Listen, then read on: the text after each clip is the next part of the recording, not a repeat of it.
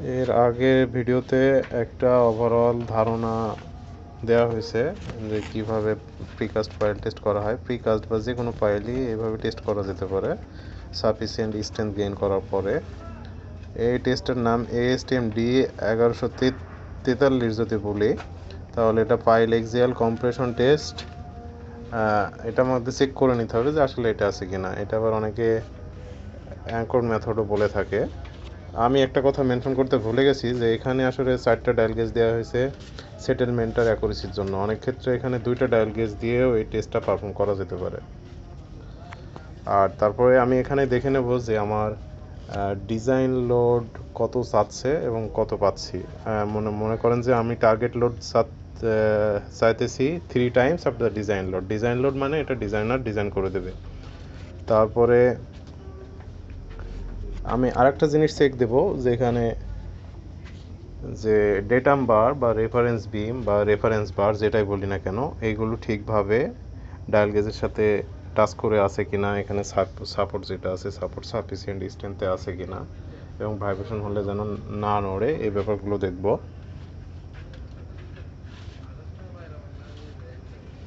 আর যে এই dial gauge থেকে লোড যেটা ক্যালকুলেট করব, এটা ডুয়েট থেকে আগে আমাদের এটা ক্যালিব্রেট করা আছে এবং ইকুয়েশন আছে। ভাই ইকুয়েশনগুলো আছে নাকি এখানে?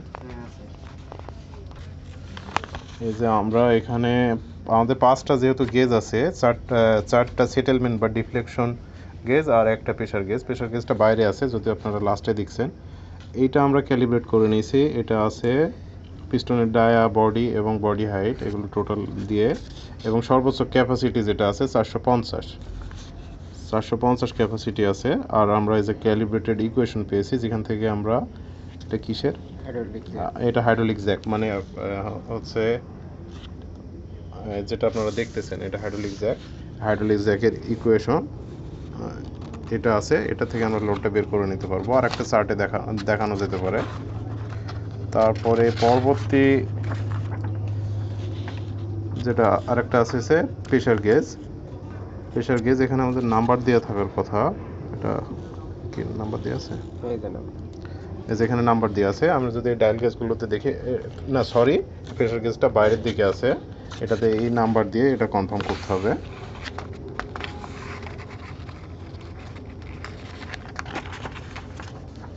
পরবর্তীতে আরেকটা ক্যালিব্রেটেড চার্ট আছে, এটা হচ্ছে আমাদের ডায়াল গেজ, এবং ডায়াল গেজগুলোর এখানে নাম্বার দেওয়া আছে।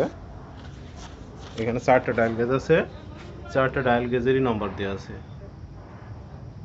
এখানে যদি একটু জুম করে দেখা যায় তাহলে এখানে নিচে ছোট করে দেখা যাবে যে ডায়াল গেজের নাম্বার দেওয়া আছে, এবং সেই অনুযায়ী এই চার্টগুলো ক্যালিব্রেটেড হয়ে আসছে ডুয়েট থেকে।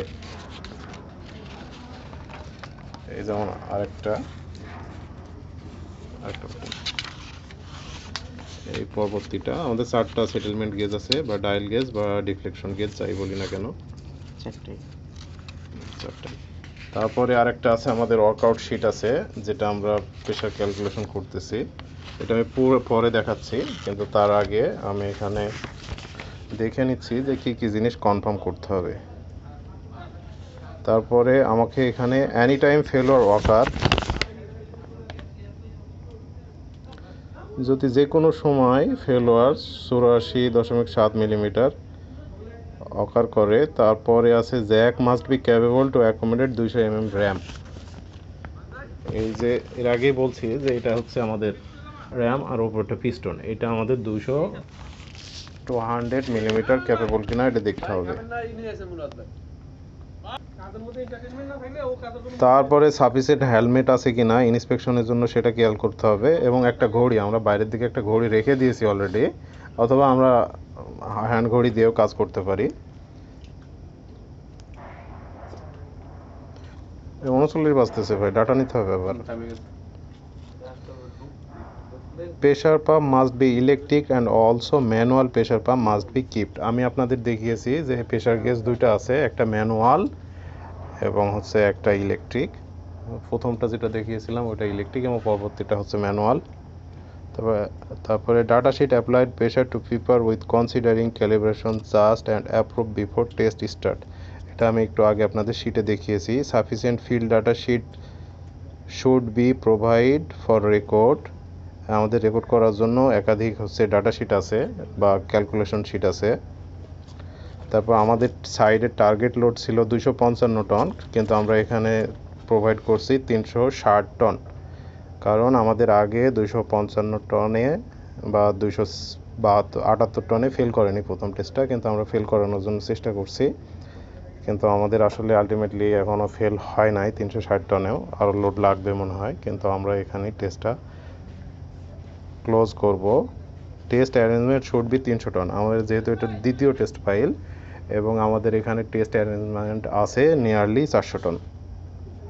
ফাইল সাইজ, আমি এটা চেক করে নেব যে আমার ফাইল সাইজটা ঠিক আছে কিনা। এখানে 400 mm বাই 400 mm, যা 16 ইঞ্চি বাই 16 ইঞ্চি ফাইল এবং 17 মিটার লেন্থ, আমরা যদি একে গুণ করি প্রায় 60 ফিটের কাছাকাছি আসবে। তারপর pile reinforcement should be as per drawing, হ্যাঁ আমরা ড্রয়িং অনুযায়ী প্রিকাস্ট পাইল আমাদের সাইডই তৈরি করছি এবং সেই অনুযায়ী রেইনফোর্সমেন্ট আছে। Pile construction data must be submit with test pile report. তারপরে সিমেন্ট টাইম ওপিসি বা পিসিসি যে কোনো একটা হতে পারে, আমরা রেডিমিক্স সিমেন্ট নিয়েছি এবং তার স্ট্রেংথ 4350 PSI এবং রিভার strength not less than 60 KSI। Pile head of the reconstruction after dismantling and damage pile head portion, আমরা অলরেডি করছি এবং এগুলো বর্ণনা করছি। এটা ছিল দ্বিতীয় ক্লিপস।